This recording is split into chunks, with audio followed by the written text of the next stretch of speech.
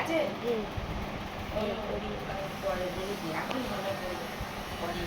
আচ্ছা, তো তাহলে দেখো মলিকুলার স্পেকট্রোস্কোপি বলতে আমরা কি বুঝি, মানে এটা নামটা থেকেই পরিষ্কার বোঝা যাচ্ছে যে এখানে মানে দুটো ওয়ার্ড আছে, মলিকুল আর স্পেকট্রোস্কোপি। স্পেকট্রোস্কোপি কী সেটা তো বলবো, কিন্তু বেসিক্যালি মলিকুলার স্পেকট্রোস্কোপি যেটা বলে যে লাইট ম্যাটার ইন্টারাকশান, মানে এটা বেসিক্যালি লাইটের সাথে মলিকুলার ইন্টারাকশান। আচ্ছা, এবার তার না বিভিন্ন রকম অ্যাপ্রোচ হয়। তাহলে যেটা হচ্ছে ব্যাপারটা হচ্ছে যে molecular spectroscopy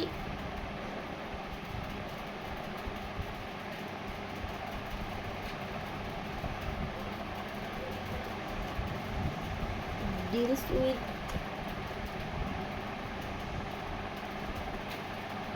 interaction of molecule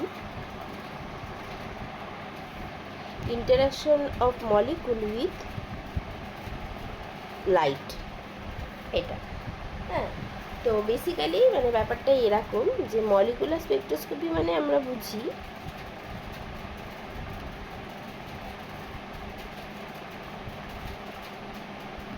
molecular স্পেকট্রোস্কোপিতে দুটো কথা আছে, মলিকুল আর স্পেকট্রোস্কোপি, মলিকুলার স্পেকট্রোস্কোপি বলছি, molecule R light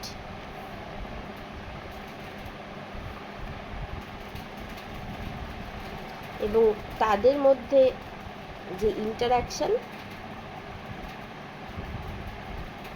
that is about molecular spectroscopy. আচ্ছা, এবার এই ইন্টারাকশানটা কীভাবে ডিল করবে, এটার অনেক রকম অ্যাপ্রোচ হয়। একটা অ্যাপ্রোচ হচ্ছে ক্লাসিক্যাল অ্যাপ্রোচ, যেখানে মলিকুলটাকেও ক্লাসিক্যালি ট্রিট করা হয়, লাইটটাকেও ক্লাসিক্যালি ট্রিট করা হয়। মানে এবার লাইটটা ক্লাসিক্যালি ট্রিট করা হয়, তার সেই থিওরিটা না ধীরে ধীরে ডেভেলপ করেছে।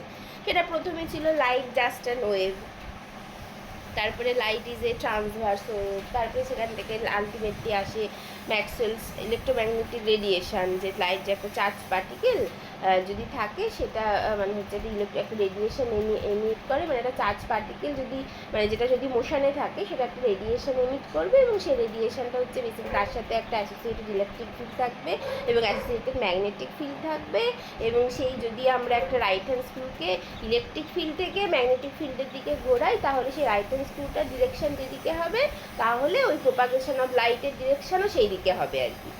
মানে সেরকমভাবে ইলেকট্রোম্যাগনেটিক রেডিয়েশনের একটা থিওরি আসে, এই ব্যাপারগুলো আসে, এবং এগুলো সবই ক্লাসিক্যাল অ্যাপ্রোচ, যেখানে মানে লাইটটাকে পিওরলি ক্লাসিক্যালি ট্রিট করা হয়, কিন্তু সেই থিওরিটাও ধীরে ধীরে ডেভেলপ করে একটা পার্টিকুলার জায়গায় গেছে, এবং ইলেকট্রোম্যাগনেটিক রেডিয়েশন বা ম্যাক্সওয়েলস ইলেকট্রোম্যাগনেটিক থিওরি এমন একটা থিওরি যেটা সব কিছু ব্যাখ্যা করতে পারে এক্সেপ্ট কিছু জিনিস আলাদা, সেটা তো আসছি পরে, সেটা তো তোমরা কোয়ান্টাম মেকানিক্সে পড়েছো, কিন্তু মোটামুটি যতটা দরকার আমাদের ক্লাসিক্যাল অ্যাপ্রোচ সলভ করার জন্য সেটা মানে যথেষ্ট আর কি। আচ্ছা, কিন্তু ক্লাসিক্যাল অ্যাপ্রোচে প্রবলেম দেখা গেল যে ঠিক আছে, ক্লাসিক্যাল অ্যাপ্রোচ সব এক্সপেরিমেন্টাল ফেনোমেনাকে এক্সপ্লেন করতে পারছে না, এটা তো এর আগেও পড়েছি। তো সেই জন্য তখন আসে যে semi classical approach. Semi classical অ্যাপ্রোচটা কি, যে লাইটটাকে ক্লাসিক্যালি ডিল করা হবে, ক্লাসিক্যালি ট্রিট করা হবে, বাট মলিকুলটাকে কোয়ান্টাম মেকানিক্যালি ট্রিট করা হবে, এটা হচ্ছে সেমি ক্লাসিক্যাল অ্যাপ্রোচ বলে এটাকে। আর একটা হয় হচ্ছে কোয়ান্টাম অ্যাপ্রোচ। কোয়ান্টাম অ্যাপ্রোচে কী হয়, কোয়ান্টাম অ্যাপ্রোচ হচ্ছে তোমার দুটোকেই কোয়ান্টাম মেকানিক্যালি ট্রিট করা হবে, কিন্তু বোঝাই যাচ্ছে কোয়ান্টাম অ্যাপ্রোচটা কম্পারেটিভলি বেশ মানে শক্ত হয় আর কি, মানে দুটো জিনিসকেই কোয়ান্টাম মেকানিক্যালি ট্রিট করা ইজ নট দ্যাট ইজি, কারণ আমরা যতটা কোয়ান্টাম মেকানিক্স পড়েছি তাতে বুঝতে পেরেছি, কোয়ান্টাম মেকানিক্সে তোমরা এখন হাইড্রোজেন অ্যাটম পড়ছো আমার মনে হয়, তাই তো? হাইড্রোজেন অ্যাটম আমি বলছি সেটা হাইড্রোজেন অ্যাটম পড়ছো, তাহলে সেখানেই বারবার বলছিলাম না, এরপর দেখবে হাইড্রোজেন অ্যাটম শেষ হয়ে গেলেই আর একটুখানি অ্যাডভান্স থিওরিতে চলে যাবে, তো তখনই দেখবে যে হাইড্রোজেন অ্যাটম শুধুমাত্র একটা ইলেকট্রন আছে, সেটা সলভ করতেই যথেষ্ট মানে কঠিন একটা ব্যাপার, বুঝতেই পারছি অ্যানালিটিক্যালি কত কিছুই বলা হচ্ছে যে এটা আমরা করবো না, এটা তো এখান থেকে আমরা জাস্ট নিয়ে নেবো, রেজাল্টটা নিয়ে নেবো এটসেট্রা, এবং যখনই এখানে মোর দ্যান ওয়ান ইলেকট্রন চলে আসবে তখনই জিনিসগুলোকে সলভ করা আরও আরও আরও বেশি কঠিন হয়ে যায়, তো তখন অনেক অ্যাপ্রক্সিমেট মেথড লাগে, অনেক কিছু লাগে, তো সেইখানে quantum mechanically molecule plus light দুটোকেই ট্রিট করা মানে সেটা বেশ কঠিন একটা ব্যাপার। সেটা পড়া হয়, কিন্তু অবশ্যই তোমাদের সিলেবাসে নেই বা হয়তো ডিটেলে পড়ার দরকার নেই। তো আমরা যেটা মেনলি করবো সেমি ক্লাসিক্যাল অ্যাপ্রোচেই দাঁড়িয়ে থাকবো। তো যাই হোক, তাহলে এই যেগুলো বললাম সেগুলো একটু জাস্ট জিস্ট করে দেওয়া যাক, যে দেয়ার আর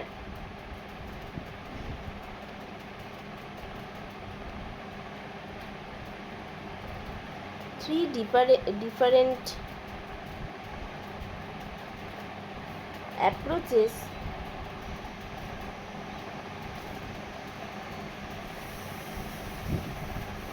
to study molecular spectroscopy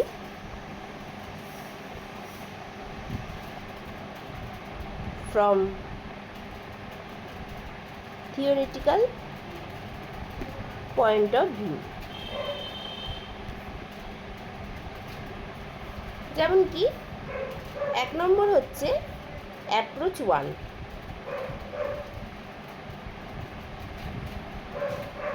approach 1 যেটা হচ্ছে পুরোটাই ক্লাসিক্যাল অ্যাপ্রোচ।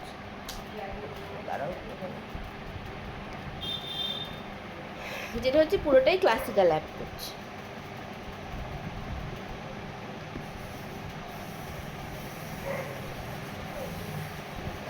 যেখানে molecule as well as light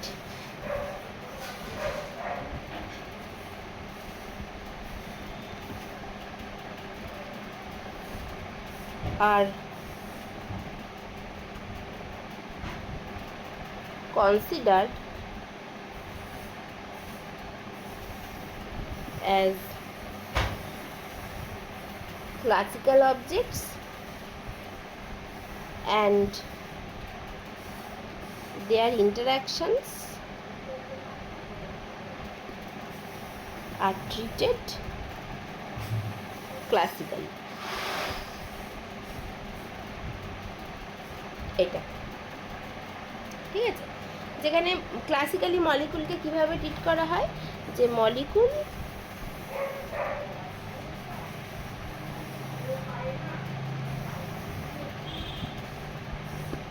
is a collection of positive charged nuclei and positive charge nuclei and negatively charged, মানে positively charged and negatively charged electrons, just এইটা ঠিক আছে। এবং সেক্ষেত্রে সব থেকে মোস্ট ইম্পর্টেন্ট যেটা যে অবজারভেশনটা, যে এনার্জি লেভেলস আর কন্টিনিউয়াস।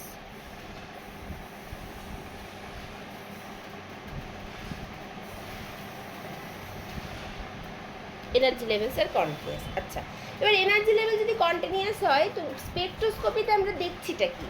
স্পেকট্রোস্কোপিতে দেখি যে একটা এনার্জি লেভেল যা খুশি হতে পারে, মানে যে কোনো মোশনের এনার্জি লেভেল হতে পারে, কিন্তু কথাটা হচ্ছে একটা এনার্জি লেভেল থেকে আর একটা এনার্জি লেভেলে ট্রানজিশান হবে। তার জন্য আমরা কিছু একটা পাবো, তার জন্য আমরা একটা লাইট পাবো, বা তার জন্য আমরা একটা লাইট এমিট হবে, বা মানে একটা এমিশন অফ লাইট পাবো, যে লাইটটাকে আমরা স্পেকট্রোস্পটোমিটারে দেখতে পাবো, মেজার করতে পারবো, এবং সেখান থেকে একটা স্পেকট্রা জেনারেট হবে।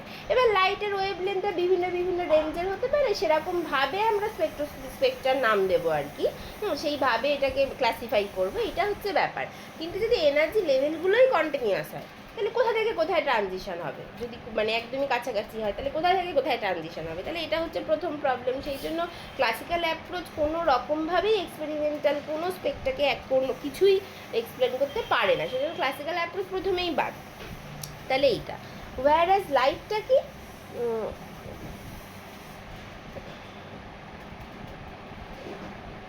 লাইটটা কি, লাইট হচ্ছে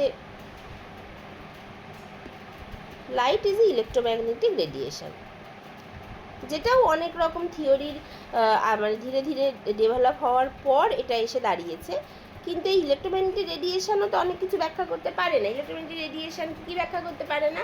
যেমন the particle character of light, মানে photo electric effect, Compton effect, এই দুটো ফেনোমেনাকে ইলেকট্রোম্যাগনেটিক রেডিয়েশনও ব্যাখ্যা করতে পারেনি। তখনই তো প্ল্যাঙ্কস আসে যে electromagnetic radiation basically is the collection of photon. মানে এটা আমাদের এখানে এই পার্টিকুলার কেসে হয়তো এক্ষুনি লাগছে না, বাট আমি বলে দিলাম কারণ এটা তো কোয়ান্টামে তোমরা পড়েছো, মানে যাতে জিনিসটাকে রিলেট করতে পারো। তাহলে লাইট ইজ ইলেকট্রোম্যাগনেটিক রেডিয়েশন, আর কিছু না। হ্যাঁ, এইটা এরকম। কিন্তু এর প্রবলেম হচ্ছে, but the problem is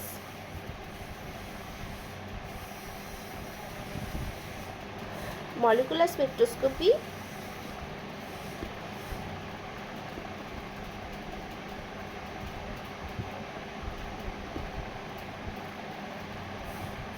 cannot be explained using classical approach. এটা আচ্ছা, তাহলে নেক্সট হচ্ছে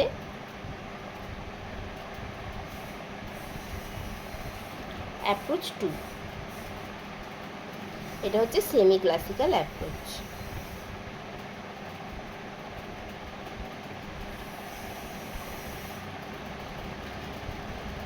এটা সেমি ক্লাসিক্যাল অ্যাপ্রোচে কী হয়, এখানে molecule is considered as a quantum object. molecule is considered as a quantum object and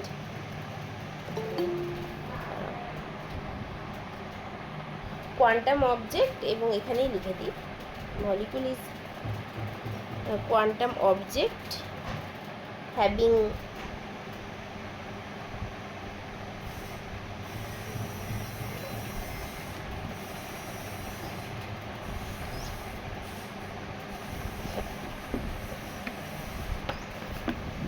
discrete energy levels, but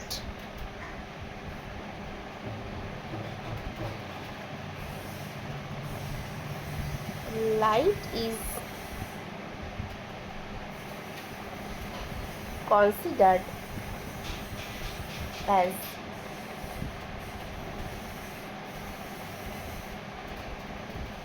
electromagnetic radiation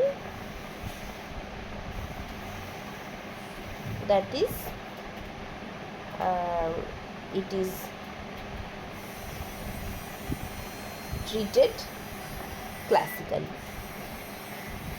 এটা এবার এইটাতে ব্যাপারটা হচ্ছে, মানে এটা কম্পারেটিভলি, মানে এটা সিম্পল অ্যাপ্রোচ, মানে simple approach with respect to the other যেটা অ্যাপ্রোচ 3 যেটা বলবো, কিন্তু এবং এটার মানে এক্সপেরিমেন্টাল রেজাল্টের সাথে এটা মেলে, হ্যাঁ, কিন্তু একদম পারফেক্টলি মেলে না, এটা ব্যাপার। কিন্তু কিছু করার নেই, এটা দিয়েই আমাদের কাজ চালাতে হবে।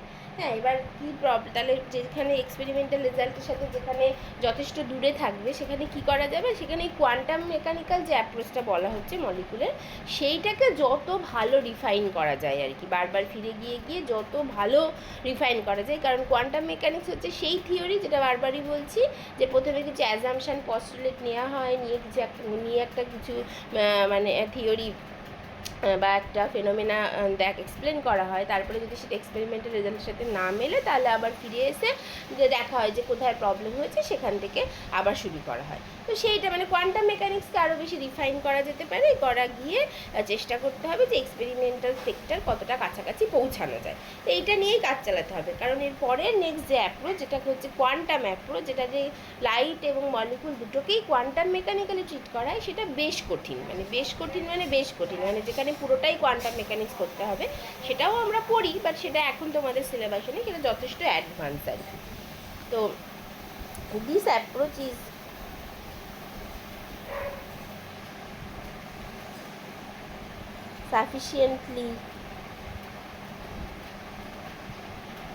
sufficiently simple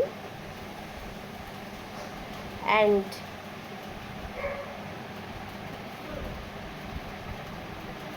most of the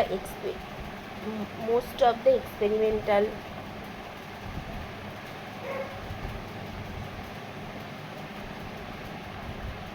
results can be explained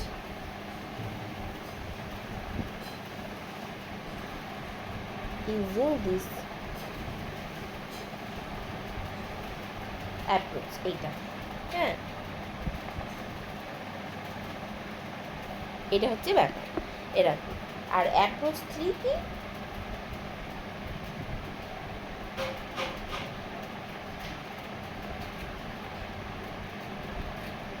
এটা হচ্ছে কোয়ান্টাম অ্যাপ্রোচ। এটা নিয়ে আমরা কোনোভাবেই কথা বলবো না এখন। যেখানে in this case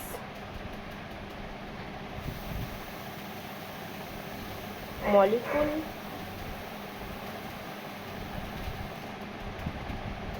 as well as light are considered as মানে considered as quantum objects, and the interaction is treated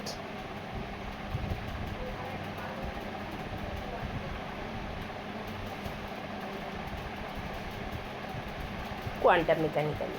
এবং এইটা হচ্ছে সব থেকে মানে this approach is quite difficult, but এটা কিন্তু সব থেকে ভালো রেজাল্ট দেয়। This approach is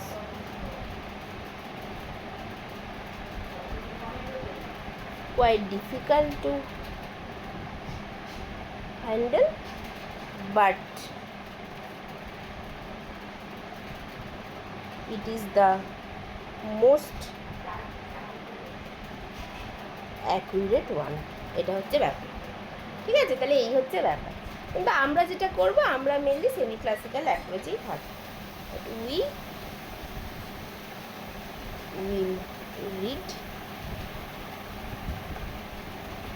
about approach 2, that is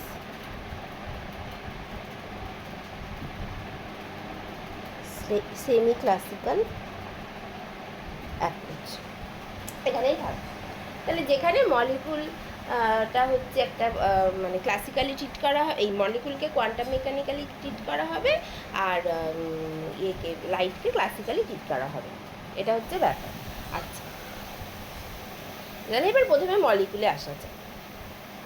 তাহলে প্রথমে হচ্ছে মলিকুল।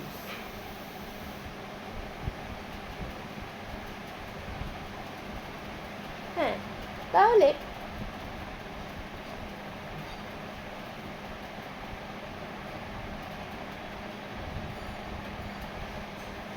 আচ্ছা দাঁড়াও,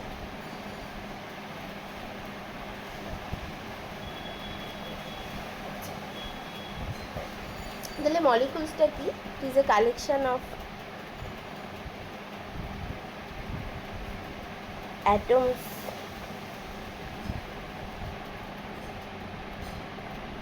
combined by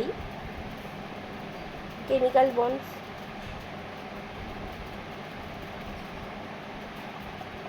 এবার এই অ্যাটমের বিভিন্ন মোশন আছে, যেটার ওপর ডিপেন্ড করে বিভিন্ন বিভিন্ন স্পেকট্রোস্কোপি পাওয়া যায়। তাহলে এই অ্যাটমের বলছি, সরি, মলিকুলের। তাহলে in a molecule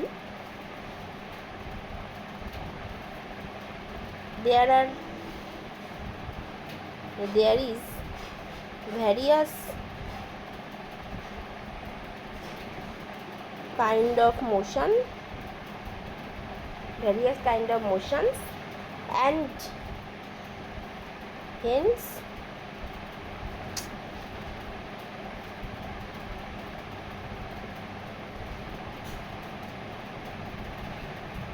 various kind of energy levels। যেমন কি কি কি যে একটা হচ্ছে ট্রান্সলেশনাল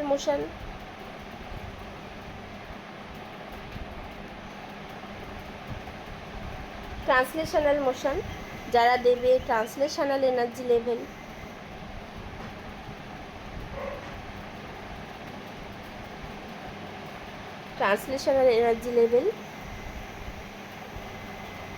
যেখান থেকে ট্রান্সলেশনাল স্পেকট্রোস্কোপি পাওয়া উচিত। তারপরে রোটেশনাল মোশন,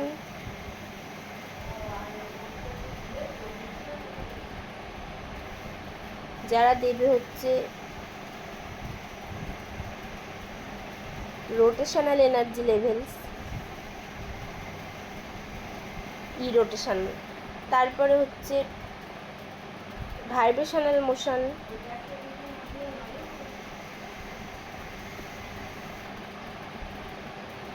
যারা দেবে হচ্ছে ভাইব্রেশনাল এনার্জি লেভেলস।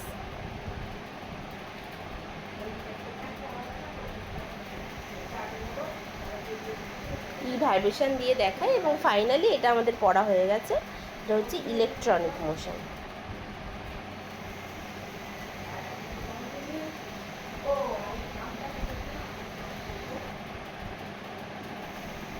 যেটা দেবে হচ্ছে ইলেকট্রনিক এনার্জি, এবং এটা আমাদের পড়া হয়ে গেছে অলরেডি, এটা তোমরা জানো। আচ্ছা, তো এই যে এবার এই বিভিন্ন টাইপের মোশন আছে, এদের মানে এই মোশনগুলোর স্কেল, টাইম স্কেল বিভিন্ন বিভিন্ন হয়, ঠিক আছে।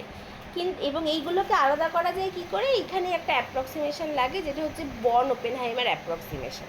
মানে এদের এটা বর্ন ওপেনহাইমার অ্যাপ্রক্সিমেশন নিয়ে মানে আগে কথা হয়েছে আর কি। তাহলে এই যে মোশনগুলো, এদের টাইম স্কেল বিভিন্ন, সেই জন্য ফ্রিকোয়েন্সি বিভিন্ন, আর টাইম স্কেল বিভিন্ন মানে বলে এই সবকটা মোশনকে সম্পূর্ণ আলাদা আলাদাভাবে ট্রিট করা যায়। এবং এই যে আলাদা আলাদাভাবে ট্রিট করা যায়, এটা দেখানো হয় from the born Oppenheimer approximation. এবার আমরা এক একটা এনার্জি লেভেল, এক একটা মোশন নিয়ে কথা বলবো, কথা বলে দেখবো যে কোন মোশনের কী প্রবলেম আছে এবং কোথা থেকে আমরা কী স্পেকট্রোস্কোপি পেতে পারি। তাহলে যে এখানে এই একটা জাস্ট কথা লিখে দিই যে as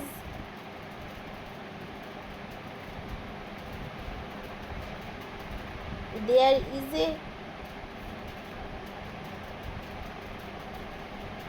long gap in time scale or frequency scale of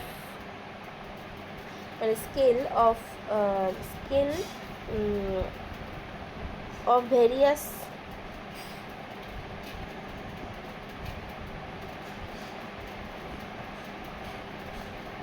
kind of motions, we can assume that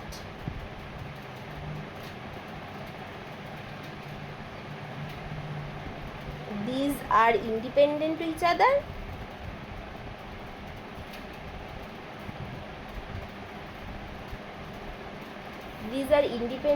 other, and this approximation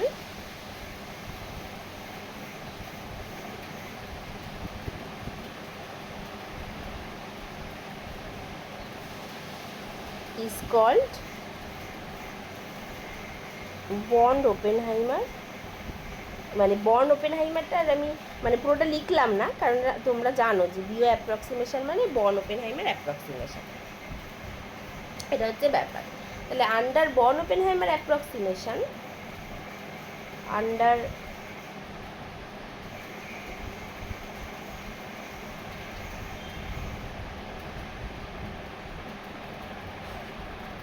born Oppenheimer approximation, এই ই টোটাল এইটাকে লেখা যায় E translational plus E rotational plus E vibrational plus E electronic, and that is energy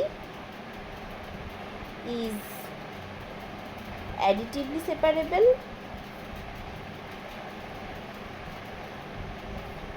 and psi molecular, মানে molecular wave function বা total wave function তো বলতে পারো, এটা মলিকুলার এনার্জি বা টোটাল এনার্জি, সেটা হচ্ছে psi translational into psi rotational into psi vibrational into psi electronic, that is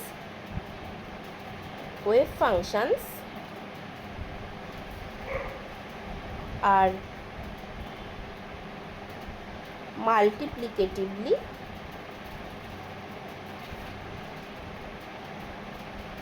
separable. এটা ঠিক আছে। এবং এই স্পেকট্রোস্কোপি কিন্তু is all about quantum mechanics. Spectroscopy is all about quantum mechanics, মানে কোয়ান্টাম মেকানিক্স জানলেই তবে স্পেকট্রোস্কোপি বোঝা যায়। এটা হচ্ছে ব্যাপার। আচ্ছা, তাহলে এবার এখানে যেহেতু বলছি যে মলিকুল নিয়ে আমরা কথা বলছি এবং মলিকুলটাকে কোয়ান্টাম মেকানিক্যালি ট্রিট করছি, তাহলে এই মলিকুলের এই যে বিভিন্ন বিভিন্ন মোশন আছে, সেই প্রত্যেকটা মোশনকে বুঝতে গেলে সব মানে একটা সিম্পল সিস্টেম নিতে হবে, মানে অ্যাজিউম করতে হবে। এবং সেটা তো আমরা জানি, ট্রান্সলেশনাল মোশনের ক্ষেত্রে কী সিস্টেম অ্যাজিউম করি, রোটেশনাল ভাইব্রেশনের ক্ষেত্রে কী সিস্টেম অ্যাজিউম করি, এবং কি ইলেকট্রনিক মোশন বুঝতে গেলে কী কী থিওরি আমরা এক্সপ্লেন করি, এগুলো ব্যাপারগুলো জানি। সেইগুলো প্রত্যেকটা মানে মডেল সিস্টেম নেওয়া যাক, নিয়ে বোঝা যাক যে কোনটার অ্যাকচুয়ালি স্পেকট্রোস্কোপি কেমন দেখতে হবে বা কেমন হওয়া উচিত। তারপরে তো একটা একটা করে পরের ক্লাস থেকে আমরা যাব, ঠিক আছে। তাহলে as the molecules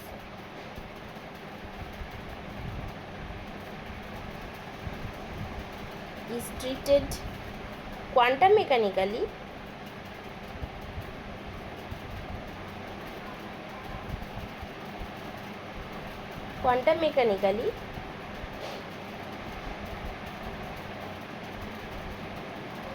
various kind of motion are also treated quantum mechanically, for which we need to consider model system. Model system সেগুলো কি? যেমন মডেল সিস্টেম হচ্ছে, যদি আমি মানে কোয়ান্টাইজেশন অফ ট্রান্সলেশনাল এনার্জি দেখি,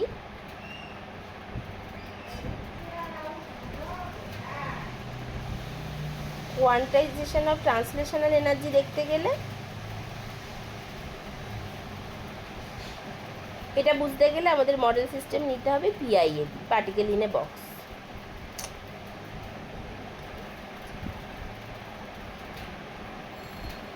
PIAB। আচ্ছা, তারপরে কোয়ান্টাইজেশন অফ রোটেশনাল এনার্জি, সেটা হচ্ছে রিজিড রোটার মডেল।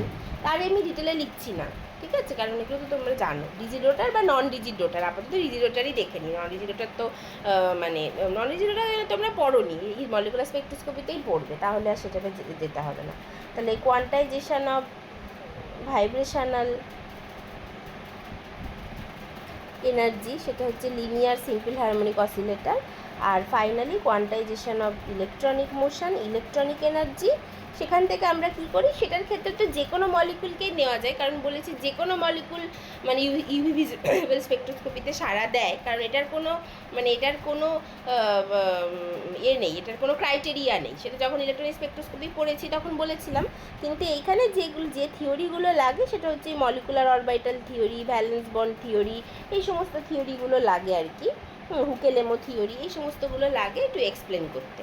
আচ্ছা, তাহলে এবার একটা একটা করে দেখা যাক। তাহলে প্রথমে যদি particle in a box problem যদি নিই, তাহলে তার ক্ষেত্রে কোয়ান্টাইজেশন অফ এনার্জিটা কীভাবে আসছে সেটা দেখা যাক।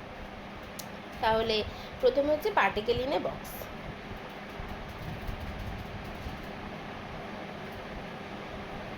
ধরো ইনে 3D বক্স বললাম, একেবারে 3 ডাইমেনশনালে চলে গেলাম। তাহলে particle in a 3D box, এটা তাহলে এটার জন্য কেমন হয় এগুলো এটার ক্ষেত্রে, তাহলে এই মলিকুলার স্পেকট্রোস্কোপির ক্ষেত্রেও কিন্তু একই কাজ। প্রথমে সিস্টেমটাকে ডিফাইন করা, তার হ্যামিল্টনিয়ান লিখে ফেলা, তার টাইম ইন্ডিপেন্ডেন্ট শরঞ্জার ইকুয়েশন লিখে ফেলা এবং সেটাকে সলভ করে এনার্জি ইকুয়েশন পাওয়া। এটা হচ্ছে আমাদের প্রথম কাজ। তাহলে এটা তো যেটা তো জানি, এটা তো আর কিছু আলাদা করে নেই, জাস্ট রাফলি ফর দ্য কমপ্লিটনেসের জন্য এখানে লিখে দিই। তাহলে এটা যদি জেড অ্যাক্সিস হয়, একদম ছোটো করে করছি, এটা যদি জেড অ্যাক্সিস হয়, এটা যদি ওয়াই অ্যাক্সিস হয়, আর এটা যদি এক্স অ্যাক্সিস হয়, তাহলে তাহলে হচ্ছে যে এরকমভাবে একটা এটা, আর এই দিক থেকে তারপরে সব বের করে দিসলি তো, আর কিছু নেই তো তোর না, এরকম এটা হবে তাহলে এইটা হচ্ছে গিয়ে এ, এটা বি, এটা সি, এবং এটাকে V X Y Z equals to 0, তাই আমি উইদিন দ্য বক্স লিখে দিচ্ছি, আর বেশি কিছু দিচ্ছি না, কারণ এগুলো সব আমরা জানি, আর ইকুয়ালস টু ইনফিনিটি আদারওয়াইজ। এটা হচ্ছে ব্যাপার। তাহলে এখানে এক্ষেত্রে দ্য টাইম ইন্ডিপেন্ডেন্ট মানে টিআইএসি আর কি ফর দ্য সিস্টেম, সেটা কেমন দেখতে, সেটা হচ্ছে minus H car square by twice M del 2 by del x square plus del 2 by del y square plus del 2 by del z square psi translational equals to e translational। psi translational এরকম দেখতে হবে, তার কারণ হচ্ছে potential energy 0, মানে সেই জন্য potential এনার্জির কোনো ব্যাপার নেই। এবং আফটার সলভিং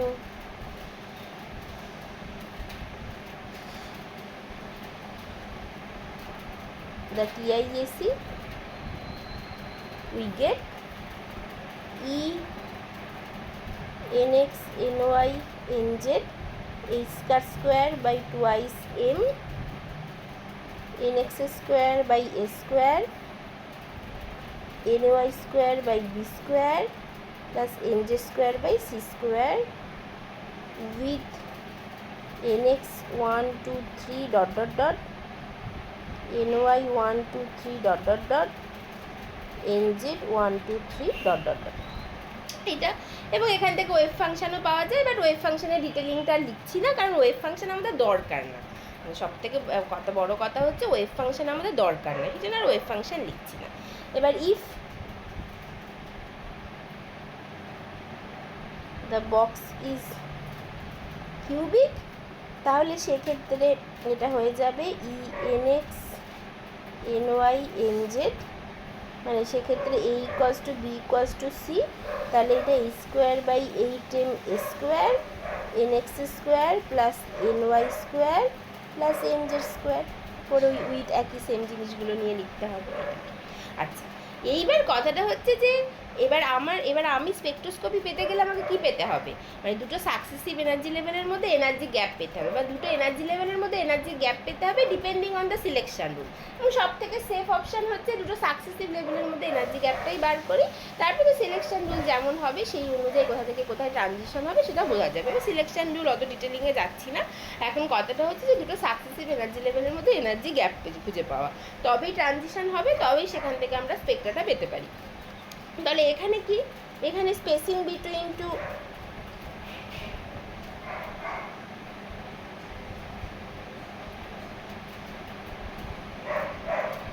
সাকসেসিভ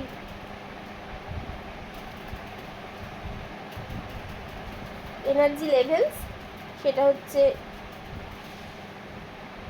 ডেল্টা ই ট্রান্স বলতে পারি, সেটা অফ দ্য অর্ডার অফ কেমন হয়, ওটা কিন্তু এই of the order of a square by 8m a square এরকমই হয়। সেই ওয়ান ডাইমেনশনের ক্ষেত্রে দেখেছিলাম না, একটা 2n+1 থাকে, হ্যাঁ, করে ওইভাবে, মানে এবার যত কোয়ান্টাম নাম্বার বাড়তে থাকে তত এনার্জি গ্যাপ বাড়তে থাকে, তাহলে মানে basically of the order of কী হয়, অফ দ্য অর্ডার অফ কিন্তু এটাই হয়, মানে 2n+1 into a square by 8m l square এরকম হয়, তার মানে অর্ডারটা মোটামুটি এই অর্ডারেই হয়। আচ্ছা, এবার ধরো একটা তুমি যদি মলিকুল কনসিডার করি, যে কনসিডার ধরো তুমি এরকম মলিকুল কনসিডার করলে কার্বন মনোক্সাইড, যেখানে এইটা 16 আর এইটা 12 এই আইসোটোপে আছে, তাহলে এই পার্টিকুলার কেসে এর মানে এই কার্বন মনোক্সাইডের এটার মাস কত হয়, 12 + 16 18 28, তাহলে এইটা হয় হচ্ছে এর মাস এমটা হয় হচ্ছে 28, এবার এম ইউতে যেতে হবে, তাহলে 18 ইন্টু 1.67 ইন্টু 10⁻27 কেজি, এটা হয় মাসটা, মানে মাস of a single molecule.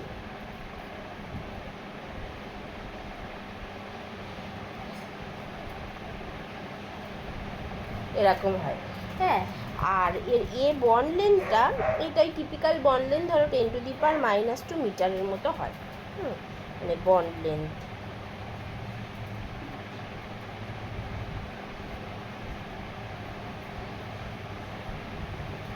Typically ধরো এরকম হয়, ঠিক আছে।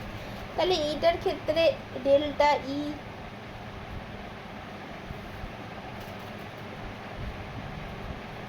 ট্রান্স এটা কি হবে, এইটা হচ্ছে এই স্কোয়ার মানে 6.626 into 10⁻⁻34 joule second square by 8 into 28 into 1.67 into 10⁻⁻27 KG into 10⁻⁻2 metre per square. এটা হয়। এবার এটা যদি করি, হ্যাঁ মানে এটা যদি করা হয় তাহলে এইটা দেখা যায় যে এইটা যদি পুরোটা করা হয় তাহলে দেখা যায় যে এইটা আসে অফ দ্য অর্ডার অফ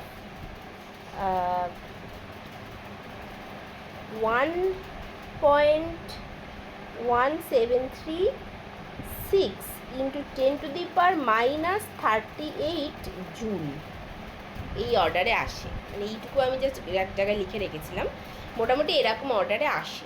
এবার এটা যাই করো না কেন, তুমি কার্বন মনোক্সাইডের বদলে অন্য কোনো মলিকুল নাও, সেটা করেও কথাটা হচ্ছে এই ট্রান্সলেশনাল এনার্জি লেভেলের ক্ষেত্রে এই energy gap between two successive energy level is of the order of 10⁻⁻30 joule এই অর্ডারে আসে। তার মানে এটা কি, তার মানে এনার্জি লেভেলগুলো খুবই কাছাকাছি।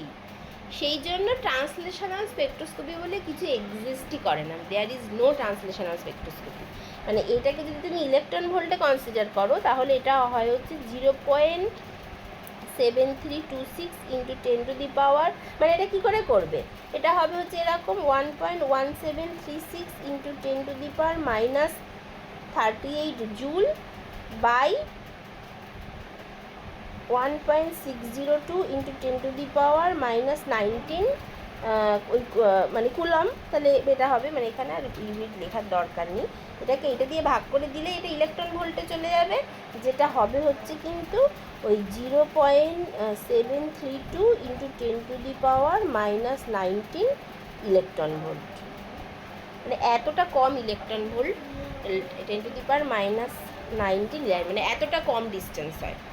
হ্যাঁ মানে মানে এই 10⁻⁻19 ইলেকট্রন ভোল্ট মানে এটা কিছুই না, মানে নাথিং, মানে এটা দেখাই যাবে না আর কি, ঠিক আছে।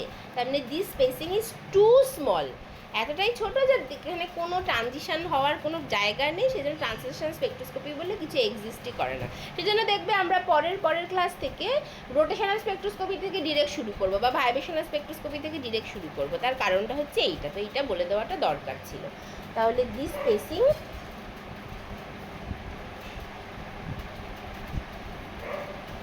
is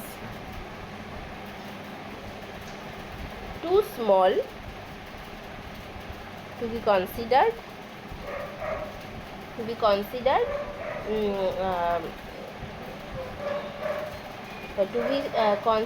and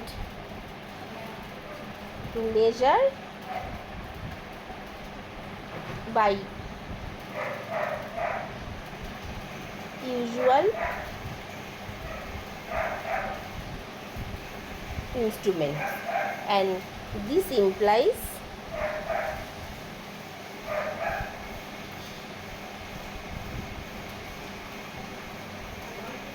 translational energy level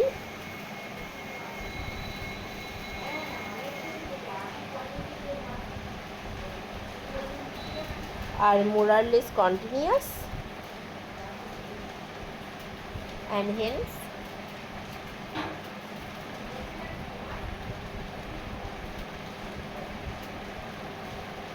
there is nothing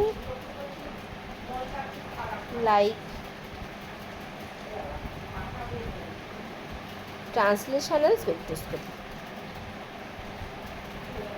translational spectroscopy বলে কিচ্ছু হয় না, ঠিক আছে, এটা হচ্ছে ব্যাপার। আচ্ছা মানে দেখো, মানে ব্যাপারটা কি আমাদের এখানে ব্যাপারটা কেমন হয় মানে স্পেকট্রোস্কোপিতে ব্যাপারটা হয় হচ্ছে এইটা একটা এনার্জি লেভেল থাকে আর এইটা একটা এনার্জি লেভেল থাকে, এই দুটোর মধ্যে একটা এনার্জি গ্যাপ থাকে, ঠিক আছে, এবং সেই এনার্জি গ্যাপটা ডেল্টা ই, এটাকে রেজোনেন্স কন্ডিশন বলে, এগুলো নিয়ে আমরা বলবো। মানে এটা এইচ নিউ হয়, হ্যাঁ, ডেল্টা ইটা হচ্ছে এইচ নিউ এর সাথে সমান হয়, তাহলে এই এইচ নিউ ট্রান্সলেশনাল, মানে এটা ট্রান্সলেশনাল ট্রানজিশন আর কি আমি বলতে চাইছি, এটা হয় হচ্ছে গিয়ে ফ্রিকোয়েন্সি অফ ট্রানজিশন। তো সেটা এখানে যদি আমি এখন মানে ট্রানজিশনটা লিখতে হবে, ধরো পুরোটা লিখতে হবে, না হলে ওটা গুলিয়ে যাবে, এইটা এরকম। এইবার একটা লাইট পাঠাতে হয়, যে লাইটের ফ্রিকোয়েন্সিটা এই ট্রানজিশন ফ্রিকোয়েন্সি সমান বা তার থেকে বেশি হবে, এটা হচ্ছে ব্যাপার, তবেই একমাত্র এই মানে লাইটটা অ্যাবজর্ব হবে। মানে এটা যদি আমি ইএন বলি আর এটা যদি ইএম বলি, তাহলে ইএমএনটা এরকম একটা দেখতে হয়, যেটাকে ওই রেজোনেন্স কন্ডিশন বলে। এবার কথাটা হচ্ছে যে এইখান থেকে আমি বলছি যে এটা দেওয়া দরকার নেই, মানে দুদিকেই আমি আর অ্যারো দিতে চাইছি না, আমি বলতে চাইছি যে এন থেকে এমে ধরো ট্রানজিশন হচ্ছে, ট্রানজিশনটা হবে কি শর্তে, যেটাকে রেজোনেন্স কন্ডিশন বলে, যে এদের মধ্যে যে এনার্জি গ্যাপ যেটা, মানে আমি যদি এটাকে ইএন বলি আর এটাকে যদি ইএম বলি, তাহলে এদের মধ্যে যে এনার্জি গ্যাপ সেটা হচ্ছে এটা এইচ নিউ এর সাথে সমান হবে, যেখানে এই নিউটা যেটা সেটাকে ট্রানজিশন ফ্রিকোয়েন্সি বলে। এবং যে লাইটটা পাঠানো হবে, এবং এই ট্রানজিশনটা হয়েছে কখন, কোনো একটা বাইরে থেকে এনার্জি দেওয়া হয়েছে, বাইরে থেকে এনার্জি মানে বাইরে থেকে লাইট দেওয়া হয়েছে, বাইরে থেকে লাইট পাঠানোর পরে বা রেডিয়েশন পাঠানোর পরে এই ট্রানজিশনটা হবে, তাতে ওই রেডিয়েশনের যে মানে যে মানে যে মানে তোমার যে রেডিয়েশনটা পাঠানো হচ্ছে তার ফ্রিকোয়েন্সিটাই ট্রানজিশন ফ্রিকোয়েন্সি সমান অথবা তার থেকে বড় হতে হবে, তাহলেই একমাত্র এটা হয়। এইবার ট্রান্সলেশনাল স্পেকট্রোস্কোপিতে এই দুটো এনার্জি গ্যাপ এতই কাছাকাছি যে তাদের মধ্যে তো দেখতেই পাচ্ছ এনার্জি গ্যাপটা হচ্ছে 10⁻38 এই অর্ডারে হয়। তার মানে এই নিউটা যেটা, নিউটাও ভীষণই ছোট একটা কিছু হবে, তার মানে অত ছোট ফ্রিকোয়েন্সির লাইট এক্সিস্টই করে না। সেই জন্য মানে এখানে এবার তার মানে কী হচ্ছে, মানে তুমি যে লাইটই পাঠাও না কেন, যেহেতু এই এনার্জি গ্যাপটাই খুব ছোট, আমি যে ফ্রিকোয়েন্সির লাইটই পাঠাই না কেন ওরা সব অ্যাবজর্ব করবে। মানে ধরো রোটেশনাল লেভেল, তুমি রোটেশনাল লেভেলে দেখছো তার একটা পার্টিকুলার হচ্ছে এনার্জি গ্যাপ আছে, তার মানে তুমি যে লাইট তুমি যদি তার থেকে যে যে যে এনার্জি গ্যাপটা আছে, তুমি যে লাইটটা পাঠাচ্ছ তার ফ্রিকোয়েন্সি যদি ওই পার্টিকুলার এনার্জি গ্যাপের ফ্রিকোয়েন্সির থেকে কম হয়, তাহলে ও সেই লাইটটা অ্যাবজর্ব করবে না। আর যদি আমার ওই যে লাইটটা আমি ইনসিডেন্ট রেডিয়েশন যেটা পাঠাচ্ছি, সেই ইনসিডেন্ট রেডিয়েশনের ফ্রিকোয়েন্সিটা যদি ওই পার্টিকুলার যে এনার্জি গ্যাপের ফ্রিকোয়েন্সি তার থেকে বেশি হয়, তাহলে অ্যাবজর্ব করবে, এবং এরকম ব্যাপার। এবং সেখান থেকে রোটেশনালের ক্ষেত্রে আমরা দেখবো যে শুধু রোটেশনাল লেভেলটাই পাচ্ছি, বাকিগুলো আর কিছু পাচ্ছি না, বাকিগুলোর এফেক্টও থাকবে, কিন্তু এফেক্টটা খুবই কম। সেইগুলো ওই যে যেমন পড়ে এসেছি না আমরা ইলেকট্রনিক স্পেক্ট্রা যখন পড়েছো, তখন ইলেকট্রনিক স্পেক্ট্রার ওপর ভাইব্রেশনাল এনার্জি লেভেলের এফেক্ট পড়েছো। কেন পড়েছো? তার কারণ হচ্ছে ভাইব্রেশনাল এনার্জি লেভেল যেটা, তার ফ্রিকোয়েন্সি বেশি দেন দ্য ইলেকট্রনিকের থেকে। সেই জন্য ওই যে ওখানে বলেছি যখন ইলেকট্রনিক ট্রানজিশন হচ্ছে, সেক্ষেত্রে ভাইব্রেশনাল লেভেলগুলোর মধ্যেও কিন্তু ট্রানজিশন হচ্ছে, এবং সেই হওয়ার জন্য এই অসুবিধাটা হচ্ছে আর কি। হ্যাঁ, এটা দেখেছিলাম। তো এবার যে সেখানে রোটেশনালের এফেক্টও থাকবে, বাট সেওয়ার সিম্পলিসিটি আমরা শুধু ভাইব্রেশনালের এফেক্ট পড়েছিলাম, রোটেশনালের এফেক্ট পড়িনি। হ্যাঁ, সেখানে তেমন একই রকমভাবে রোটেশনাল যখন করব তখন ওখানে আদার এফেক্ট থাকতে পারে, কিন্তু রোটেশনালটাই মেন। ভাইব্রেশনাল যখন করব তখন আদার এফেক্ট থাকতে পারে, কিন্তু ভাইব্রেশনটাই মেন। এবং সেরকমভাবে কিন্তু আমরা রোটেটিং ভাইব্রেটার বা ভাইব্রেটিং রোটার সেটাও পড়ব, যে রোটেশনালের মধ্যে ভাইব্রেশন বা ভাইব্রেশনের মধ্যে রোটেশন যদি মিশে থাকে তাহলে তার এফেক্ট কী হবে। কিন্তু ট্রান্সলেশনালের ক্ষেত্রে প্রবলেমটা হচ্ছে এনার্জি লেভেলগুলো এতটাই কাছাকাছি যে ফ্রিকোয়েন্সি পাঠাও না কেন, যে ফ্রিকোয়েন্সির লাইটই পাঠাও না কেন, সব কিছু অ্যাবজর্ব করবে। তাহলে সব কিছু অ্যাবজর্ব করলে অবশ্যই কোনো ক্লিয়ার স্পেক্ট্রা দেবে না, মানে কোনো স্পেক্ট্রাই দেবে না। সেই জন্য এক্ষেত্রে মানে আলাদা আলাদা করে, মানে তার মানে কি যে কোনো এবং শুধু তা নয়, তুমি তো মানে প্রত্যেকটা মলিকুলের ক্ষেত্রে সেম হবে, মানে প্রতিটা যে কোনো মলিকুলের ক্ষেত্রেই তুমি যে কোনো লাইট পাঠালে ওটা সব লাইটটা অ্যাবজর্ব করবে, সব কিছু মানে সে, এবং প্রত্যেক ক্ষেত্রে একই জিনিস দেবে। তারপরে তুমি মলিকুল টু মলিকুল ডিস্টিংগুইশ করবে কী করে, সেটাও করতে পারবে না। সেই জন্য ট্রান্সলেশনাল স্পেকট্রোস্কোপি বলে কিচ্ছু এক্সিস্টই করে না। হয়ে গেল। আচ্ছা, এবার নেক্সট হচ্ছে তাহলে rotational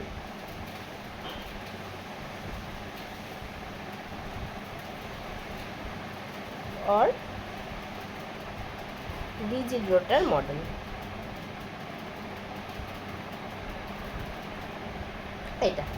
এটার ক্ষেত্রে কি, এটা আমরা কদিন আগেই পড়ে এসেছি যে এটা ডাইঅ্যাটমিক মলিকুলগুলো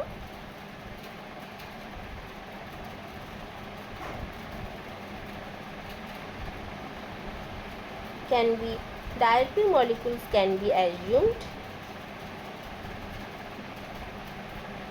as rigid rotor model.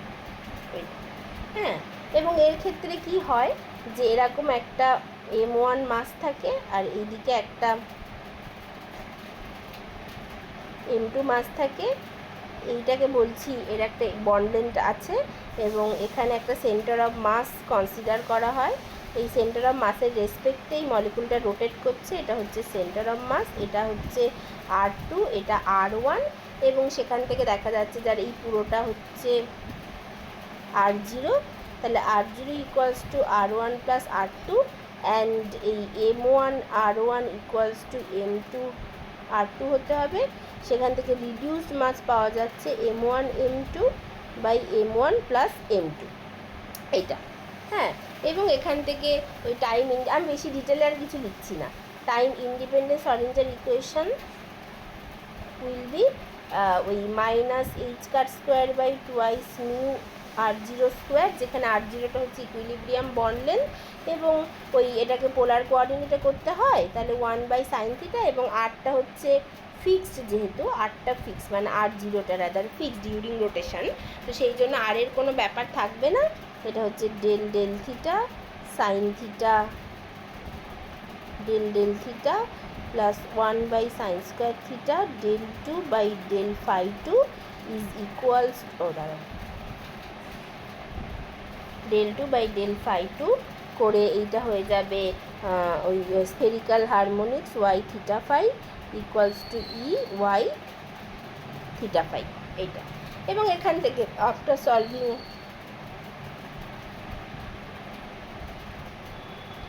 TIAC we get the energy eigenvalues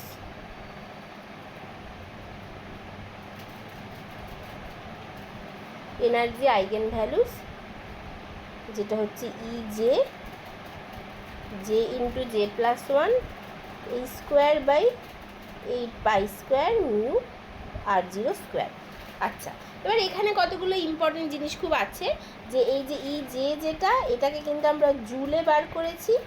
জুলে হচ্ছে j ইন্টু j প্লাস 1 এই square by 8 pi square mu R0 square, কিন্তু এক্সপেরিমেন্টাল স্পেকট্রোস্কোপিতে সব কিছুই in the unit of centimetre ইনভার্সে দেখায় আর কি। তো এটাকে সেন্টিমিটার ইনভার্সে করতে গেলে এই কে এইচসি দিয়ে ভাগ করতে হবে, তাহলে এটা in the unit of centimetre inverse আসবে, যেটা যখন হয়ে যাবে j into j plus 1 H by 8 pi square mu R0 square into C, যেটা হচ্ছে j into j plus 1 into B, where এই beta H by 8 pi square mu R0 square into C, এটাকে বলা হয় রোটেশনাল কনস্ট্যান্ট। এবার এখান থেকে ওই ডেল্টা এনার্জি গ্যাপ বার করা হয়। হ্যাঁ, এবার এখান থেকে ওই মানে ডেল্টা ই যদি বার করি, এই ডেল্টা ই রোটেশন সেটা হয় 2 into J plus 1 into B, এরকম অফ দ্য অর্ডারে হয়, এটা আমাদের মনে আছে, মানে এটা আগে দেখেছি। এই 2 ইন্টু জে প্লাস 1টা বাদ দাও, এটা তো কোন লেভেল থেকে কোন লেভেলে হচ্ছে তার উপর ডিপেন্ড করে হবে। তাহলে এটা হয় হচ্ছে of the order of B, যেটা হচ্ছে H by 8 pi square mu R0 square into C, এইটা এই অফ দ্য অর্ডারে হয়। এবার এইটা দেখা যাক তাহলে কী হবে। এটা হচ্ছে in the unit of centimetre inverse. আচ্ছা, এবার এখন তো আমরা সেন্টিমিটার ইনভার্সটা অতটা বুঝতে শিখিনি, এখন ওই জুলে বুঝলেই সুবিধা হবে। তাহলে আবার আমি জুলেই ফিরে আসি, তাহলে ওই এনার্জি গ্যাপটা বার করে দেখাবো, যেহেতু সেটা সেন্টিমিটার ইনভার্সে আসলে ঠিক কতটা বেশি কতটা কম বুঝতে পারবো না, জুলেই চলে আসি আবার। কিন্তু এই সেন্টিমিটার ইনভার্সটা ইন্ট্রোডিউস করলাম এখানে, আগেও বলেছি যে স্পেকট্রোস্কোপিতে যা খুশি সেন্টিমিটার ইনভার্সেই দেখা হয়। যখন রোটেশনাল স্পেকট্রোস্কোপি পড়বো তখন পুরোটাই সেন্টিমিটার ইনভার্সেই পড়তে হবে, মানে ইন দ্য ইউনিট অফ ভিতেই পড়তে হবে। তাহলে এটা হচ্ছে স্পেসিং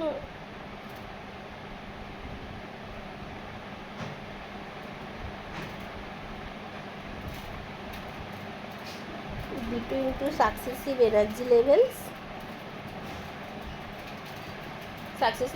levels এখানে ওই ধরো মানে এটা হবে হচ্ছে delta E rotation in the unit of joule, সেটাই সিটা শুধু থাকবে না, আর সব একই হবে, আর এটা এই স্কোয়ার হয়ে যাবে, মানে আবার এই সি দিয়ে গুণ করে দিলেই হয়ে যাবে, 8π² মিউ r0 স্কোয়ার এরকম হয়ে যাবে।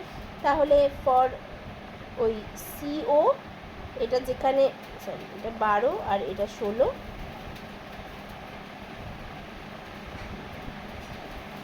এইটার জন্য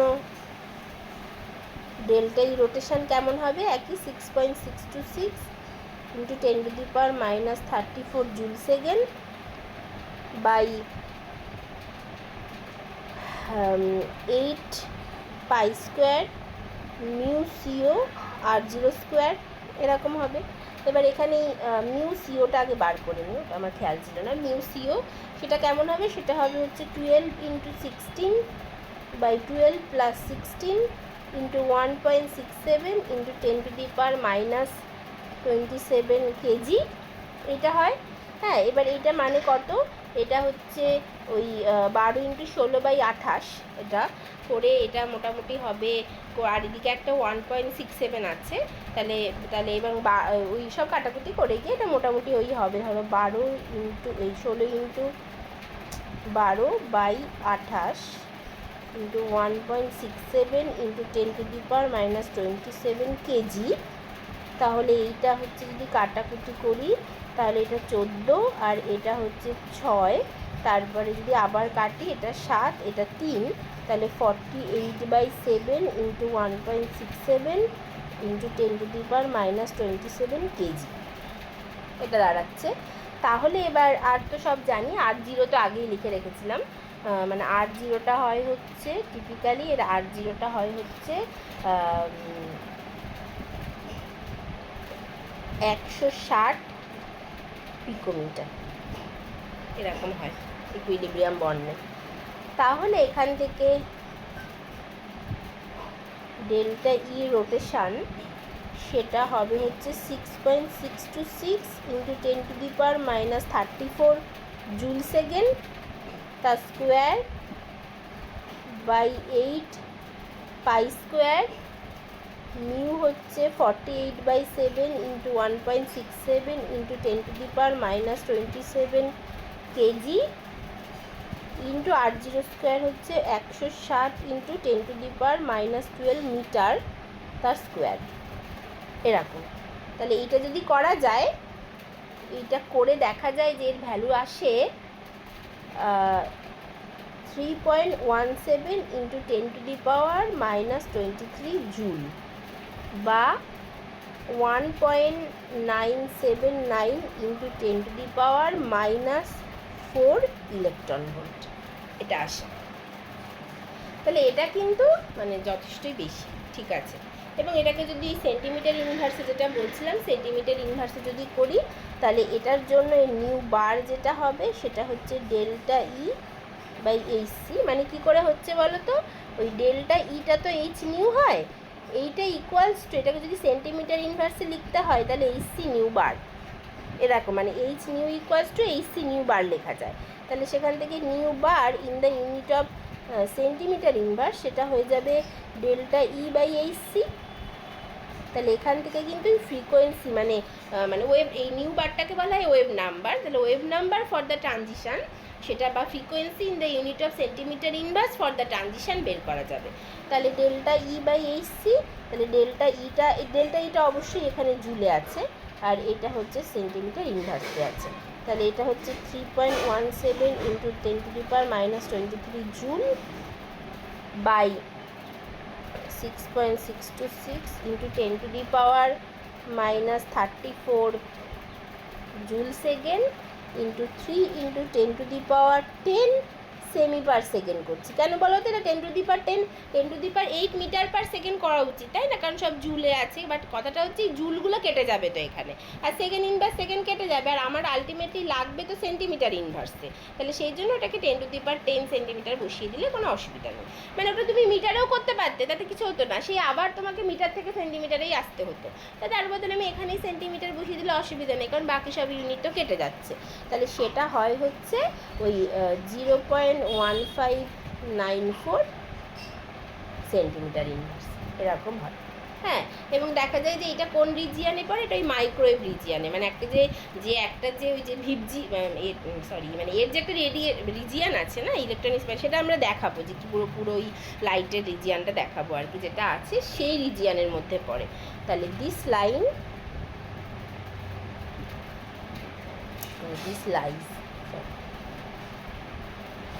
lies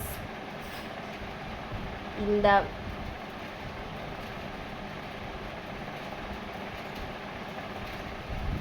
microwave region of electromagnetic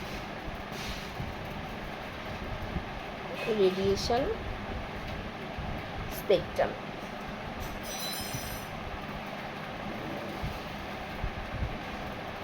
ঠিক আছে, and this is called the this spectroscopy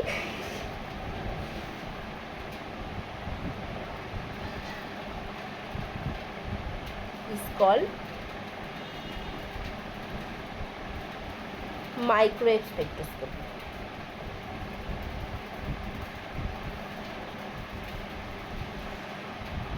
এটা হচ্ছে ব্যাপার, ঠিক আছে এটা। আচ্ছা, এরপরে নেক্সট হচ্ছে তাহলে মাইক্রোস্পেকট্রোস্কোপিতে বোঝা গেল যে যেমন যে এনার্জি লেভেলটা in the unit of centimetre ইউনিভার্সে পাওয়া যাচ্ছে, সেটা কিন্তু ওই মাইক্রোস্পেকট্রোস্কোপির যদি ওই নিউবারের রেঞ্জটা দেখা হয়, সেটা এই রেঞ্জের মধ্যেই পড়ে, তার মধ্যে পড়ে যাচ্ছে, এটা তো অসুবিধা নেই। আচ্ছা, এবার নেক্সট হচ্ছে ভাইব্রেশনাল মোশন।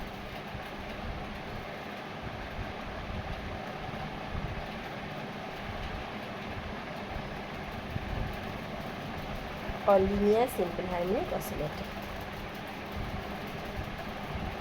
এটা তাহলে এটার ক্ষেত্রেও সেম, যে একই এই ডাইঅ্যাটমিক molecule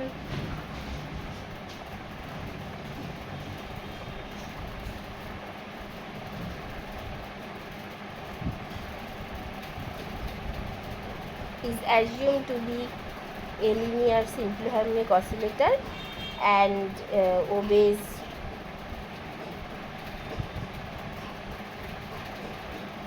Hooke's law, that is F proportional to -x or F equals to kx, আর সেখান থেকে পোটেনশিয়াল Vxটা পাওয়া যাবে -d fx, সরি সেখান থেকে পোটেনশিয়াল Vxটা পাওয়া যাবে, আর ওইটা উল্টোটা মানে fxটা -dVx ওটা লিখছি না, হ্যাঁ, তাহলে হাফ কে এক্স স্কোয়ার, এটা হচ্ছে পোটেনশিয়াল পাওয়া যাবে। তাহলে এখান থেকে আমি টাইম ইন্ডিপেন্ডেন্ট শ্রোডিঞ্জার ইকুয়েশনটা করতে পারবো, মানে এখানে যদি এরকম একটা M1 থাকে আর এখানে যদি M2 থাকে, তো তাদের মধ্যে যদি একটা স্প্রিং দিয়ে ওরা এতে থাকে, যার বন্ড লেন্থ হচ্ছে গিয়ে R0, হ্যাঁ, তাহলে সেক্ষেত্রে আমার হচ্ছে এখানেও একটা রিডিউসড মাস দরকার হবে, which is M1 M2 by M1 plus M2, but এটা একটা অল অ্যাবাউট ভাইব্রেশনাল মোশন, সেজন্য এখানে সেন্টার অফ মাসের কোনো দরকার নেই। তাহলে এটার ক্ষেত্রেও টাইম ইন্ডিপেন্ডেন্ট শ্রোডিঞ্জার ইকুয়েশন আগে লিখে ফেলবো, যেটা হচ্ছে -h² μ ওই del2 by del x², linear মানে one dimension, plus half K x² psi vibration x equals to e vibration psi vibration x। এটা হচ্ছে আমার শ্রোডিঞ্জার ইকুয়েশন। তাহলে আফটার সলভিং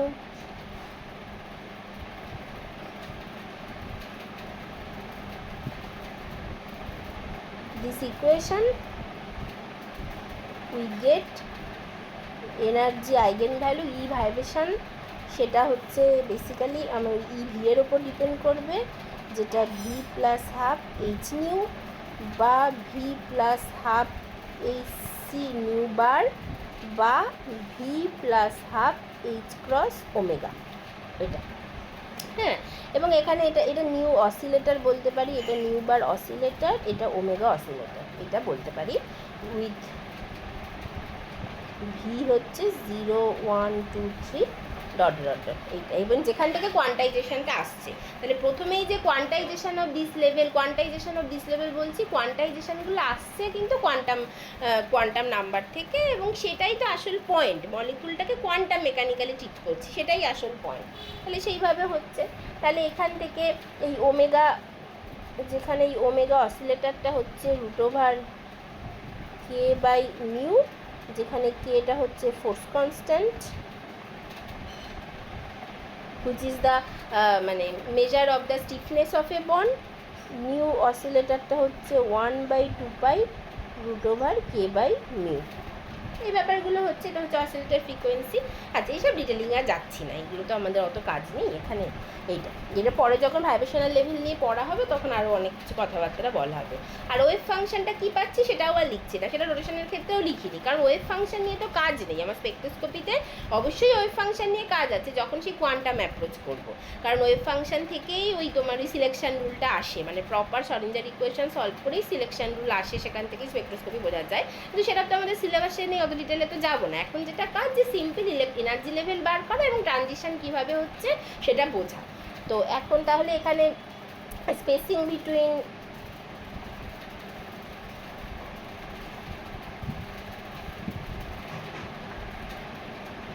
টু সাকসেসিভ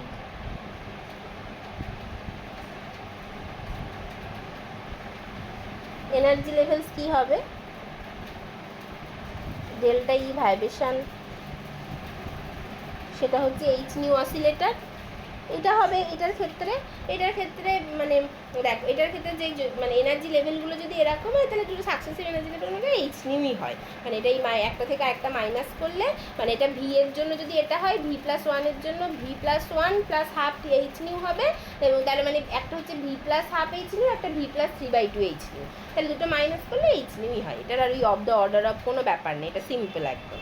তাহলে এইচ মানে হচ্ছে এইচ থাকবে, আর নিউ অসিলেটর মানে একটু আগেই লিখেছি 1/√k/μ।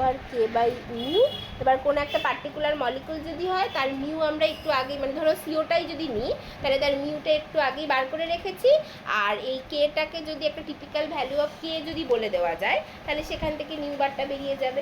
তাহলে মানে টিপিক্যালি মানে ফর সিও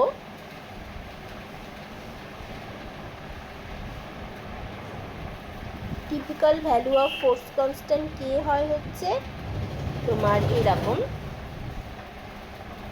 নিউটন/মিটার এরকম হয়। তাহলে দেন ওই ডেল্টা ই ভাইব্রেশন সেটা হবে হচ্ছে 1/2π√1840 নিউটন/মিটার/মিউ। মিউটা একটু আগেই বার করে রেখেছি 48/7 × 1.67 × 10⁻27 কেজি এইটা। তাহলে এইটা যদি করা যায়, এইটা করলে, এবং এর সাথে একটা এইচ গুণ আছে 6.626 × 10⁻34 জুল সেকেন্ড। এটা যদি করা যায় তাহলে এটা দেখা যায় যে 4.229 × 10⁻20 জুল আসে, বা এই 2.46 × 10⁻1 ইলেকট্রন ভোল্ট এইটা আসে। তাহলে এবারে নিউ বার কী হবে? নিউ বার হবে অবশ্যই delta E vibration by H C in the unit of centimetre inverse. এইটা তার মানে 4.229 × 10⁻20 joule by H C 6.626 × 10⁻34 joule second × 10⁻10 সেমি/সেকেন্ড এটা আসে। তাহলে এইটা করলে 2120 সেন্টিমিটার ইনভার্স এটা হয়।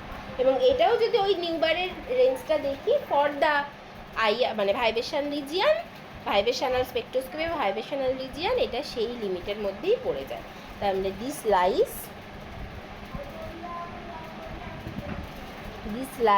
In the IR region. IR মানে ইনফ্রারেড রিজিয়ান অফ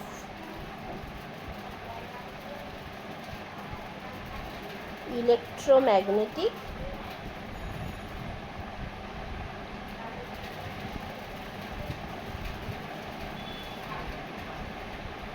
রেডিয়েশন। এটা হচ্ছে ব্যাপার। তাহলে the spectroscopy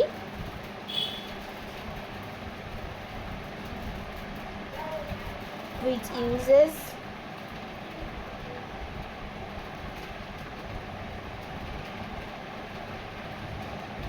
vibrational energy is the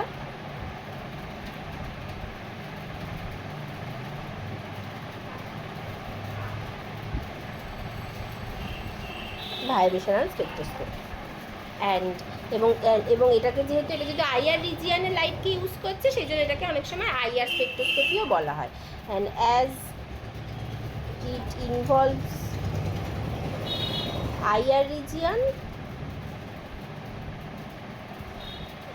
of electromagnetic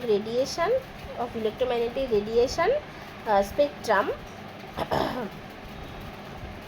hence it is called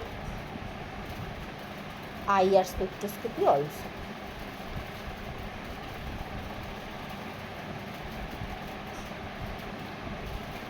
ঠিক আছে, এটাকে অনেক সময় আইআর মানে অনেক সময় না সব সময় আইআর স্পেকট্রোস্কোপি বলা হয়। এটা হচ্ছে ব্যাপার। আচ্ছা, এরপর নেক্সট শুধু একটাই আছে যে এক্স রে স্পেকট্রোস্কোপি আমাদের পড়া হয়ে গেছে, কিন্তু আরেকবার জাস্ট এখানে বলছি, মানে এই পার্টিকুলার কেসে যে কোনো মলিকুলই আর কি অ্যাবজর্ব করবে। তো এটার ক্ষেত্রে ইলেকট্রনিক স্পেকট্রোস্কোপিটা পড়া হয়ে গেছে, বাট জাস্ট ফর কমপ্লিটনেসের জন্য এখানেও আরেকবার দেখিয়ে দিই যে ওটা কেমন হয়।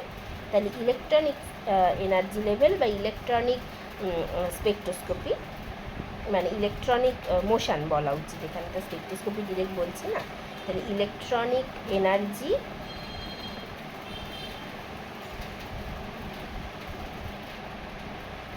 ফর মলিকুল,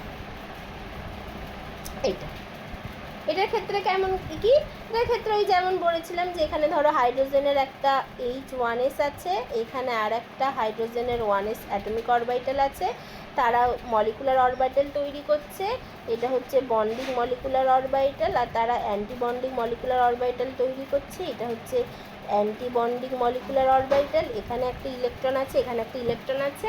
এইবার এখান থেকে এইখানে ট্রানজিশানটা হবে, তার জন্য ডেল্টা ই পাবো, আর এদিক থেকে এদিকে যদি আমি এনার্জিটা প্লট করি, তার মানে আমার basically energy gap between the bonding and anti bonding, যেটাকে আমরা বলি এটাকেই বন্ডিং মলিকুলার অরবিটালটা এই পার্টিকুলার কেসে HOMO highest occupied molecular orbital, আর এটা হচ্ছে LUMO lowest unoccupied molecular orbital. তাহলে আমাদের ডেল্টা ই যেটা হবে সেটা হচ্ছে এ লুমো মাইনাস হোমো,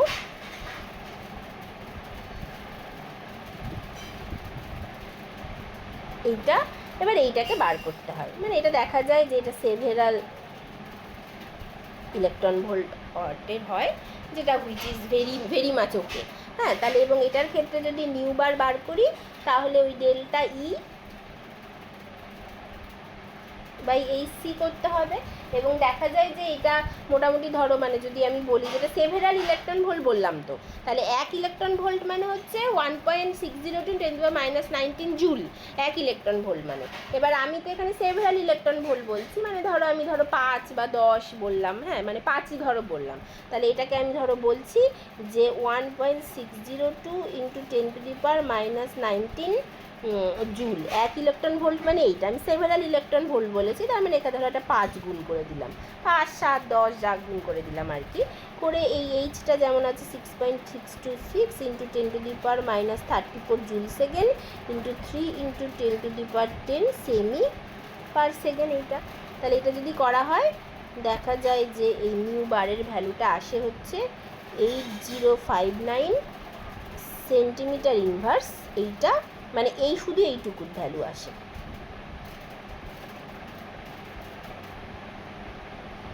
ইন্টু 5 বা যা হবে সেটা। তাহলে এখান থেকে ল্যামডার ভ্যালু কি আসবে, ল্যামডাটা নিয়েই তো আমরা electronic স্পেকট্রোস্কোপিতে interested.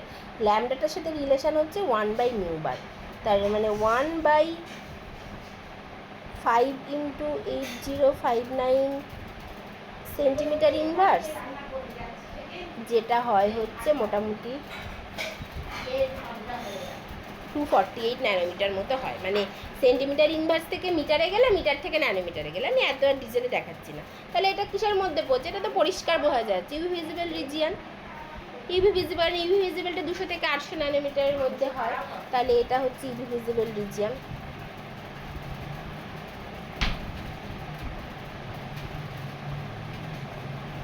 UV visible region এর মধ্যে পড়ে।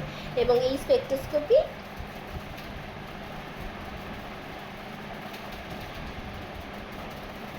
involving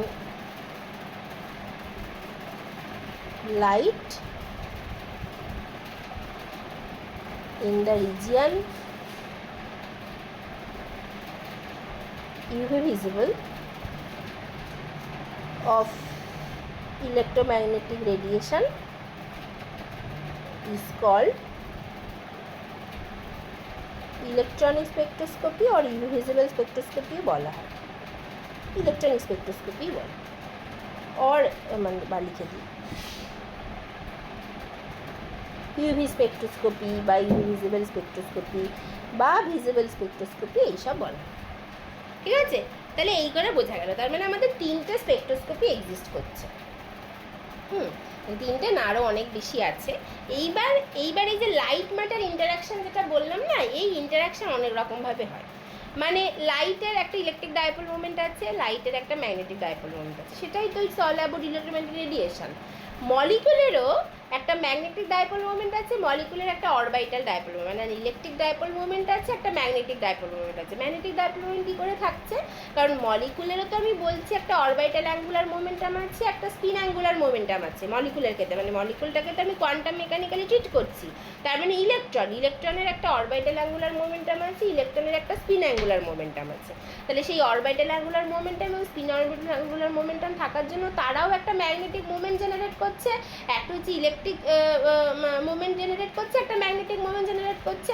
ওই ইলেকট্রিক মোমেন্ট থেকেই তো আমরা ওই ডাইপোল মোমেন্টটা পাই, ইলেকট্রিক ডাইপোল ভেক্টর যেটা বলে, আর ম্যাগনেটিক মোমেন্ট থেকে ম্যাগনেটিক ডাইপোল ভেক্টর পাই। তাহলে লাইটেরও দুটো ডাইপোল ভেক্টর আছে, মলিকুলেরও দুটো ডাইপোল ভেক্টর আছে। তার মানে একটা আর একটার সাথে তাহলে তার মানে 4টে ডাইপোল ভেক্টর আছে। তার মানে এখানে যদি আমি মানে একটা আর একটার সাথে মানে প্রতিটা দুটো করে পেয়ার নিয়ে যদি ইন্টারাকশান করাই, তাহলে অনেক রকমের ইন্টারাকশান পাওয়া যাচ্ছে।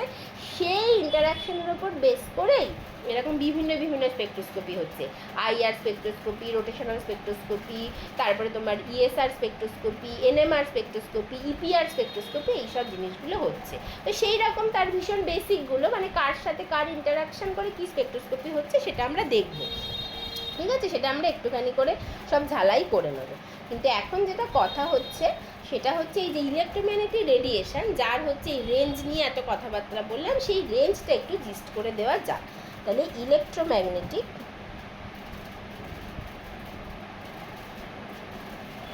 রেডিয়েশন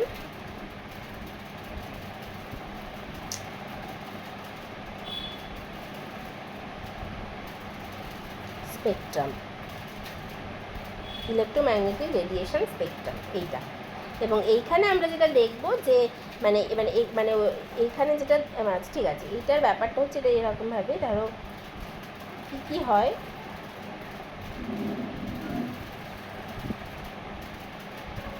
রেডিও ওয়েভ, তারপরে থাকে হচ্ছে মাইক্রোওয়েভ, তারপরে হচ্ছে আইআর,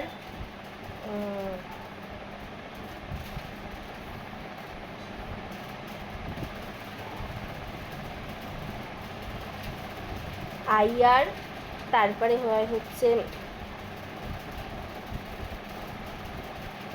ইউভি ভিজিবল, তারপরে এক্স রে, তারপরে গামা রে, এইভাবে থাকে। তাহলে এইটা আচ্ছা, রেডিও ওয়েভের যেটা হয় সেটা হয় 10⁻⁻⁴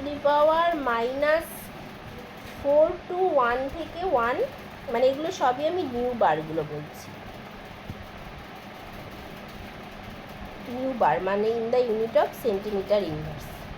এইটা তাহলে 10⁻⁻⁴ to 1 সেন্টিমিটার ইনভার্স এইটা। মাইক্রোওয়েভ হয় হচ্ছে 1 to 10² সেন্টিমিটার ইনভার্স, এই রিজিয়ানে হয়। আইআরটা হয় হচ্ছে 10² to 10⁴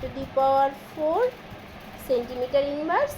আর ইউভি ভিজিবলের ক্ষেত্রে হয় হচ্ছে 10⁴ থেকে 10⁶। হ্যাঁ, আর এক্স রেটা হয় হচ্ছে 10⁶ থেকে 10⁸, আর গামা রেটা হয় হচ্ছে গ্রেটার দেন 10⁸। এইটা তার মানে কি দেখা যাচ্ছে, এদিক থেকে এদিকে যত যাচ্ছি নিউ বার ইনক্রিজেস, তার মানে নিউ ইনক্রিজেস, তার মানে এনার্জি ইনক্রিজেস। আর এদিক থেকে এদিকে যত যাচ্ছি ল্যামডা ডিক্রিজেস। তার কারণ কি?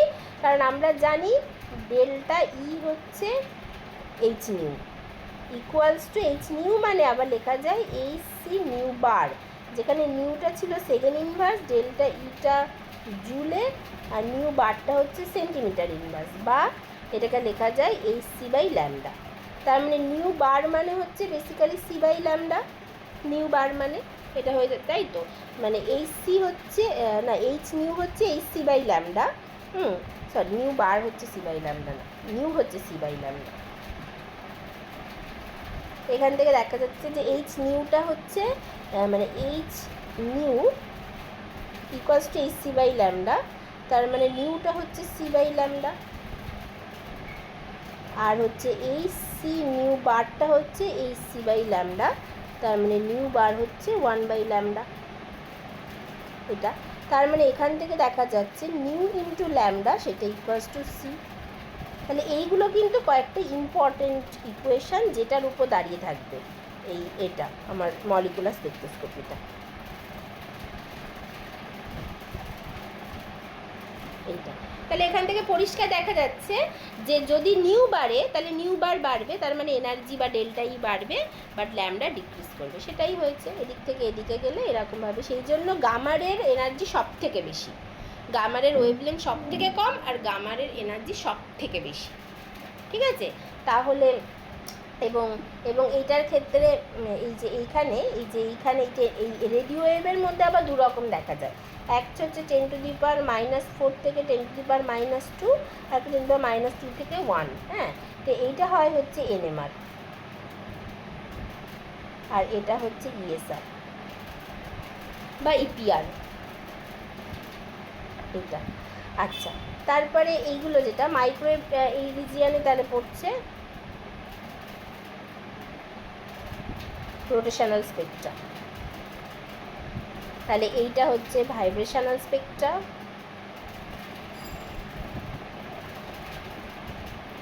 তারপরে এইটা হচ্ছে তোমার ইলেকট্রনিক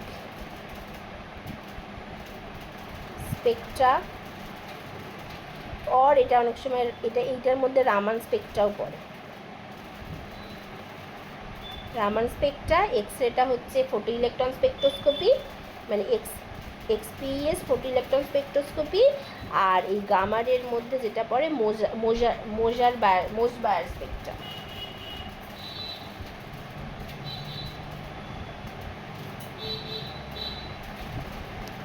মোজবায়ার স্পেকট্রা এইভাবে হয়। ঠিক আছে? তাহলে এটার ওপর, এবং এগুলো সবই কিন্তু এই nu bar in the unit of centimetre ইনভার্সটাকে আমি দেখিয়েছি প্রতিটা ক্ষেত্রেই।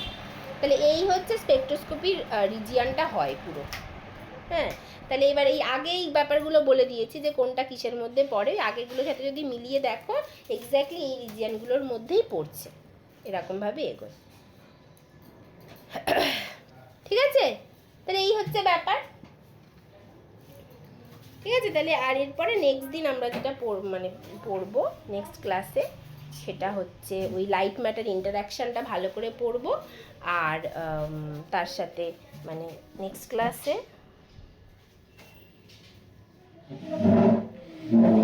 লাইট ম্যাটার ইন্টারাকশান এইটা ভালো করে পড়তে হবে।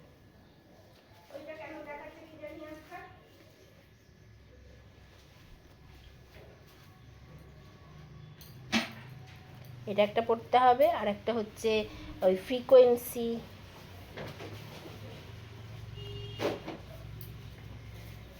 অফ ট্রানজিশন, তারপরে উইথ, তারপরে ইন্টেন্সিটি, এইগুলো সব পড়তে হবে। ঠিক আছে? তাহলে আজকে এই অবধি থাক।